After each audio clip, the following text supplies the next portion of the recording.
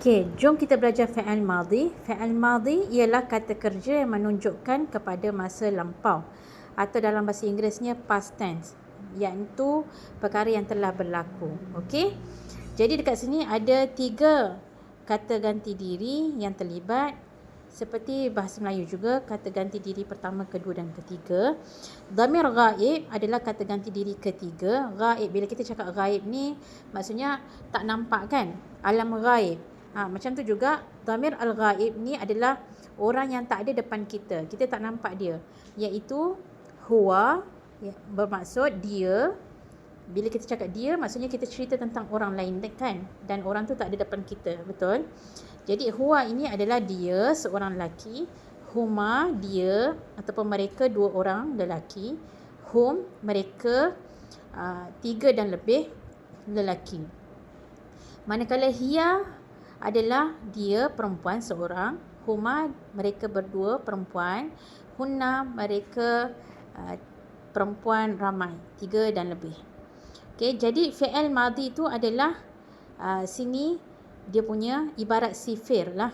Okay, dekat perkataan pertama, root word dianggap sebagai root word ataupun kata dasar bagi perbuatan ini adalah fa'ala. Huwa fa'ala, dia telah melakukan. Dan kalau kita nak cakap mereka berdua telah lakukan, kita akan tambahkan huruf alif, iaitu di sini kita tambahkan, kita akan nampak perkataan ini tulisan dia berwarna merah. Huruf yang berwarna merah maksudnya huruf tambahan. Begitu juga dengan yang lain. Fa'alu maksudnya huruf tambahan waw alif. Fa'alat huruf tambahan dia ta. Fa'alata huruf tambahan dia ta alif. Dan fa'alna huruf tambahan dia nun. Kesemua huruf tambahan ini merujuk kepada orang yang kita maksudkan. Okey. Okey, kalau fi'il madhi ni huruf tambahan dia semuanya di belakang.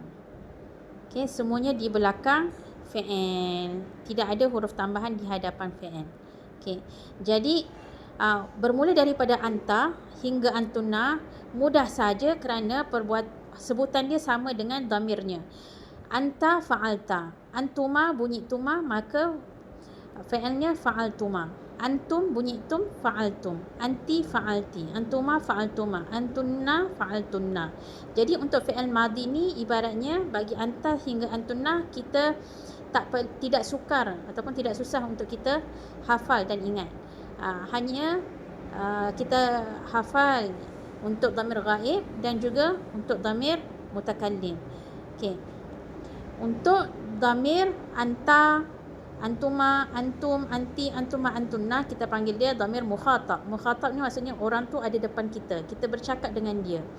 Okey, ini semua adalah orangnya berada di hadapan kita. Anta maksudnya awak lelaki seorang. Antuma, kamu berdua lelaki. Antum, kamu semua lelaki. Anti, kamu seorang perempuan. Antuma, kamu berdua perempuan. Antunna, kamu semua perempuan. Okey.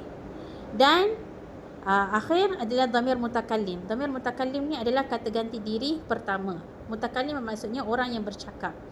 Orang yang terlibat adalah ana, saya. Lelaki perempuan sama pakai ana.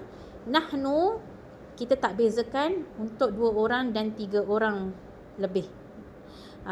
Bermula daripada 2, 3 ke atas kita menggunakan nahnu, dan sama sahaja lelaki dan perempuan. Okey, jadi ana fa'altu, nahnu fa'alna. Huruf tambahan dia tu dan juga na. Dekat sini kita datangkan contoh ayat. Dalam buku ni kita ada contoh ayat dan juga aplikasi kepada fi'il yang lain. Contohnya sifirnya fa'ala, tapi kita apply dekat fi'il yang lain, dan apa-apa fi'il saja boleh apply. Sebagai contoh sini apply dekat fi'il raja'a. Maksud raja'a adalah telah pulang. At-tilmizu, contoh ayat, at-tilmizu raja'a minal madrasah. Pelajar itu telah pulang dari sekolah. Okey.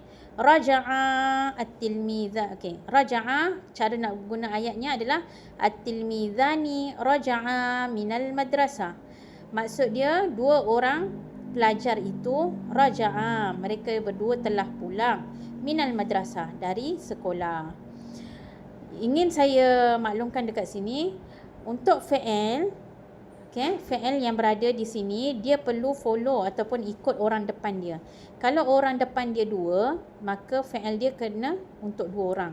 Kalau depan dia tu ramai, maka fi'il dia perlu untuk ramai. Kalau depan dia seorang, fi'il dia pun kena untuk seorang. Dia mesti selari follow orang depan, ikut orang depan. Okey.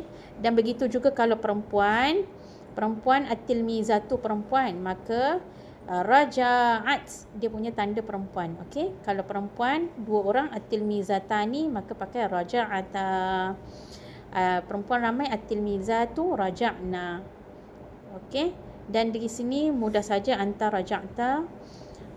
raja'ta minal madrasati mutaakhiran. Kamu telah pulang daripada sekolah lewat. Contoh. Okey. Okey. Dan seterusnya begitulah pada ayat-ayat yang berikutnya. Okey. Siapa yang berminat dengan buku ni boleh tekan beg kuning.